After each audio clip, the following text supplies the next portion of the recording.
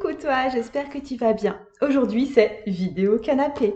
Non, je viens pour te parler plus précisément d'un livre en particulier. Alors, je te présente hyper rarement, vraiment en détail des bouquins. Je vais pas parler du bouquin en détail, mais je voulais faire un focus de ce qu'il y a là-dedans. Donc, c'est juste Tarot on Psychology. Je vais te mettre de toute façon les références en dessous. C'est écrit par Arthur Rosengarten. Alors, Rosengarten. C'est pas forcément un livre que je te recommande. C'est vraiment dédié aux personnes qui travaillent déjà en psychologie, donc psychologues, psychiatres, psychopraticiens, etc., psychothérapeutes, et qui introduisent le tarot dans leurs séances. Donc l'ouvrage, il est extrêmement touffu, ça traite beaucoup de cas cliniques, le niveau d'anglais est honnêtement assez élevé.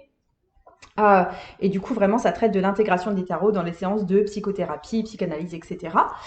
Donc, il est super intéressant, mais il n'est pas dédié à tout le monde. Et en fait, si je veux te montrer cet ouvrage aujourd'hui, c'est à cause de Carrie Malone. Carrie Malone, c'est une tarologue américaine. Et en fait, c'est elle qui m'a fait découvrir l'étude du tarot sous l'angle Wild and Noun Tarot, en s'appropriant très finement les lames. Et sur son blog qui s'appelle Happy Fish Tarot, elle a décrypté toutes les lames du Wild and Noun Tarot selon sa perception à elle, selon son angle à elle, selon elle comment elle les explique. Et du coup, c'est une personne qui m'a vraiment ouvert les yeux sur le fait que le tarot non n'était pas qu'un instrument figé, un savoir qu'on devait ingurgiter comme ça. C'est elle qui la première fois m'a donné une intuition que en fait on pouvait faire du tarot un outil très très personnel, se l'approprier pleinement, que ça puisse être dessiné de différentes façons et que ça puisse être vraiment incorporé comme limite comme des faits de vie en fait, comme des rappels d'émotions qu'on a pu vivre, etc. Bref, Carrie Malone a publié il y a peu de temps une vidéo sur YouTube qui justement parlait de ce dont je veux te parler, qui sont 4 types différents de lecture de tarot, 4 styles dans les lectures de tarot qu'on peut avoir et qui est expliqué ici. Et du coup, je voulais te faire un point sur les 4 types de tarot qui sont expliqués dans ce livre. On y va tout de suite.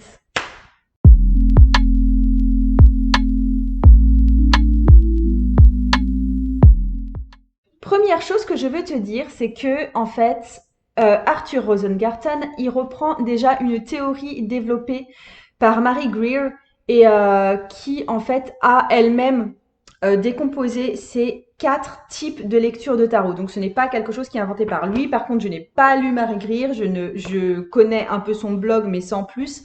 Donc voilà, là ma source c'est vraiment ce bouquin-là. Et donc, je te parle des 4 styles différents, sachant qu'il est très très probable, en tout cas c'est le cas absolument pour moi, que tu te reconnaisses un petit peu dans chacun de ces styles et que du coup ton style à toi ce soit un espèce de mix de ces 4 styles avec selon la demande de la personne ou selon ta demande à toi, si tu te tires les tarots pour toi-même, tu vas axer plus dans une direction ou une autre. Premier style, le style analytique. Le style analytique, c'est le fait de décrypter une carte ou de décrypter tout un tirage selon les symboles qu'on y voit, selon les différents éléments qu'on y voit, et chaque élément ou chaque symbole le rapporter à la situation qui est en jeu ou au consultant ou à nous-mêmes si c'est nous-mêmes le consultant. Alors il peut s'agir d'éléments symboliques au sens universel du terme, au sens archétypal du terme, par exemple, je sais pas, le fou. On va interpréter de quel est le symbole, qu'est-ce qui est représenté dans le symbole du petit chien, qu'est-ce qui est représenté dans le symbole de la rose blanche, qu'est-ce qui est représenté dans le symbole du précipice devant lui, qu'est-ce qui est représenté dans son costume qui est fleuri, etc. Bref, on va décrypter l'image typique du fou et on va faire des liens avec des symboles universels et après coup avec la situation pour le consultant.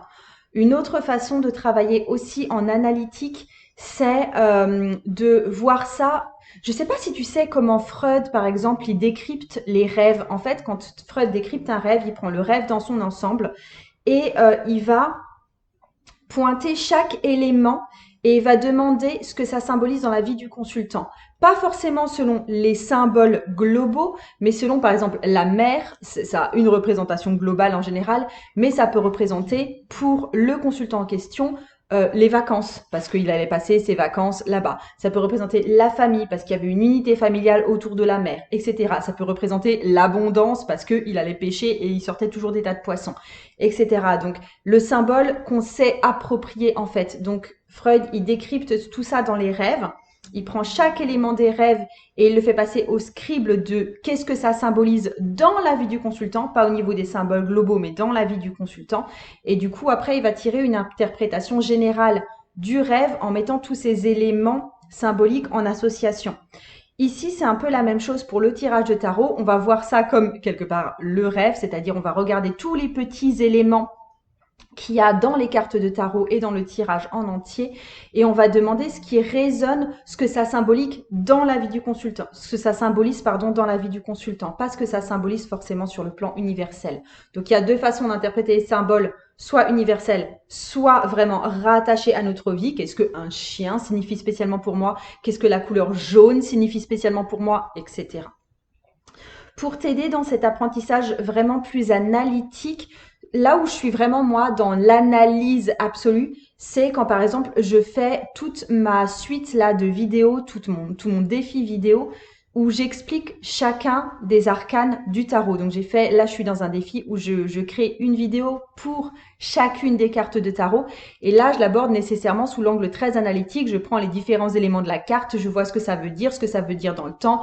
J'étudie le point de vue mythologique, j'étudie le point de vue religieux, j'étudie le point de vue juste des couleurs, j'étudie le point de vue psychologique, etc. Et ça nous donne une vision globale de la carte. Donc là, pour ce point de vue-là, j'étudie de façon analytique, sachant que effectivement, quand je t'explique cette carte-là, je suis pas dans le cadre d'un tirage non plus, donc j'ai rien à voir avec la situation, avec le consultant, etc. Deuxième type de lecture, c'est le style thérapeutique.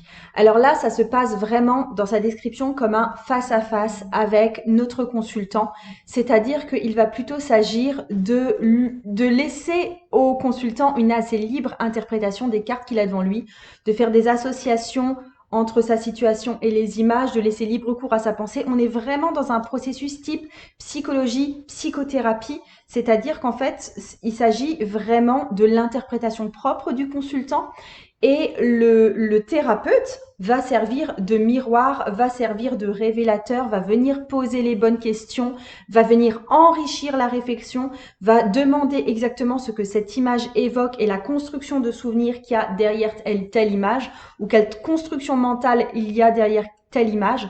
Donc en fait, c'est vraiment une construction de la lecture autour de l'interprétation du consultant et d'agir en thérapie comme vraiment le miroir de l'autre, c'est-à-dire juste de lui montrer les émotions qu'il porte en lui, les pensées qu'il porte en lui, l'histoire qu'il porte en lui et qu'il a besoin de se révéler à lui-même, l'analyse qu'on peut faire de sa situation et de son histoire à lui, etc. Et en fait, le tarot agit juste comme un révélateur, un support d'image, un support de conversation, un support de réflexion. Donc c'est vraiment, le tarot, c'est le tremplin en fait, et c'est pas vraiment quelque chose dont on va se servir à un niveau très riche de oui vraiment le symbole du petit chien blanc dans le fou, ça veut dire que gna gna gna. C'est pas vraiment le thérapeute qui va imposer une signification aux cartes, c'est vraiment le consultant qui va venir enrichir lui-même son propre tirage et sa propre vision des choses et de sa situation. Donc ça aussi, c'est super intéressant à faire. C'est à titre personnel quelque chose que je pratique très très peu, sachant que je fais très rarement des tirages en face à face avec la personne. Et peut-être aussi que j'ai facilement tendance à prendre le lead quand je fais un tirage, ça c'est vrai. Et autre chose, alors si je l'ai fait par exemple d'entamer plus cette démarche vraiment d'interaction et de réflexion autour du tarot. Je l'ai fait notamment, par exemple, quand j'ai rencontré vraiment Sylvie de Papote et Lunaison, on s'était retrouvés à Reims et on s'était entretiré les cartes. Et oui, là, pour le coup, on avait vraiment joué au miroir l'une de l'autre. C'était pas, on n'avait pas une qui donnait la lecture de tarot et l'autre qui recevait passivement la lecture de tarot. On n'était pas du tout dans ce cadre-là. Troisième style qu'on va appeler le style intuitif ou divinatoire parce que en fait l'auteur là parle des deux, il appelle ça the psychic style et psychic ça veut à la fois dire intuitif et ça veut à la fois dire voyant, clairaudient, clairvoyant, etc. Donc en fait, là, on fait un tirage qui est vraiment basé sur l'intuition, sur les sentiments intuitifs qui vont être éveillés par le tirage chez le lecteur de tarot et qui du coup va en parler, va en faire part à la personne en face de lui et souvent effectivement avec une habilité du type extrasensoriel, du type intuitif, ça va sonner extrêmement juste pour le consultant en face de lui. Et je pense que c'est ma façon la plus courante de lire le tarot. Effectivement, je laisse résonner les cartes à un niveau intuitif ou même voyant chez moi pour en faire part ensuite en consultant et aller chercher des réponses vraiment à un niveau intuitif par rapport à ce que, alors pour le coup, pour moi, c'est vraiment plus de la clairaudience, pour ce que j'entends les cartes me dire au moment où je les retourne. Et c'est de ça dont je fais part. Après, j'ai peut-être axé, alors là je parle de ma pratique, hein, j'ai peut-être axé justement après sur le niveau symbolique ou ce que ça va évoquer précisément, soit pour le consultant, soit pour moi, au niveau des symboles précis qui sont dessinés, qui sont mis en scène. Mais avant tout, c'est mon ressenti ou ma clairaudience que je vais aller écouter et dont je vais faire part au consultant. Alors, l'auteur, il a une réflexion que je trouve absolument juste.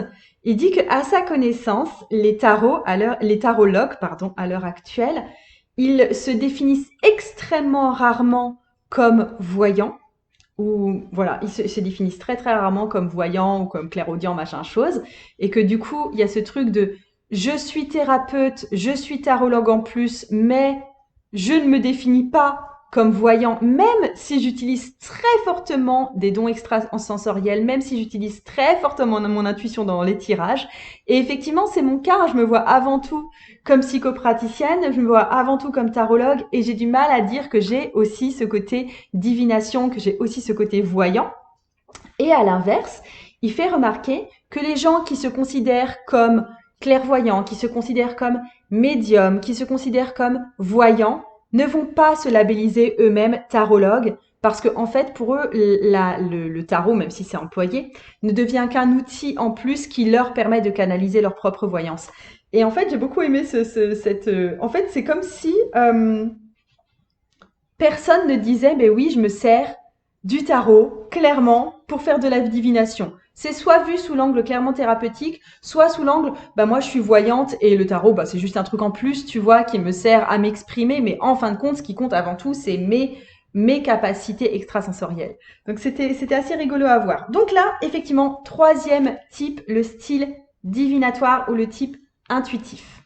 Quatrième style qui est le style magique, the magical style.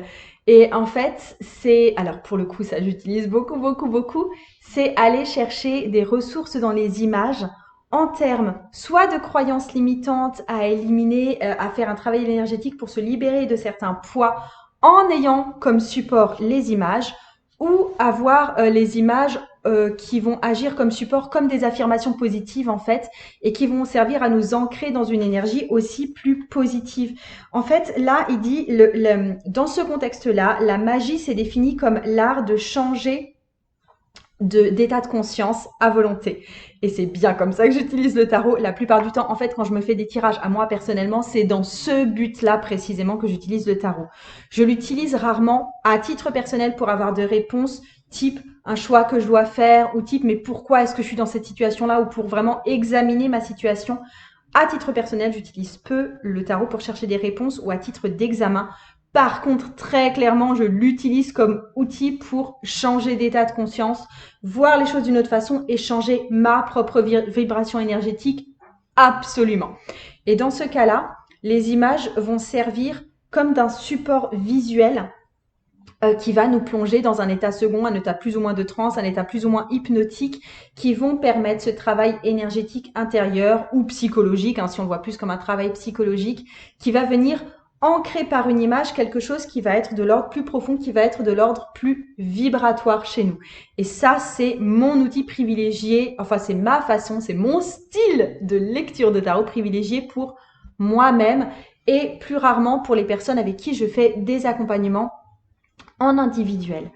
Donc voilà, ce que je te mets en dessous, parce que là j'ai fini tout ce que je voulais t'expliquer. Ce que je te mets en dessous, systématiquement sous mes vidéos, tu trouves des ressources en plus, tu trouves des endroits où me trouver. Ce que je vais te mettre en plus, c'est le lien vers justement mon défi, vers la playing list de mon défi où j'analyse toutes les cartes de tarot. Comme ça, tu pourras commencer à aller analyser en profondeur les cartes avec moi si ça t'intéresse.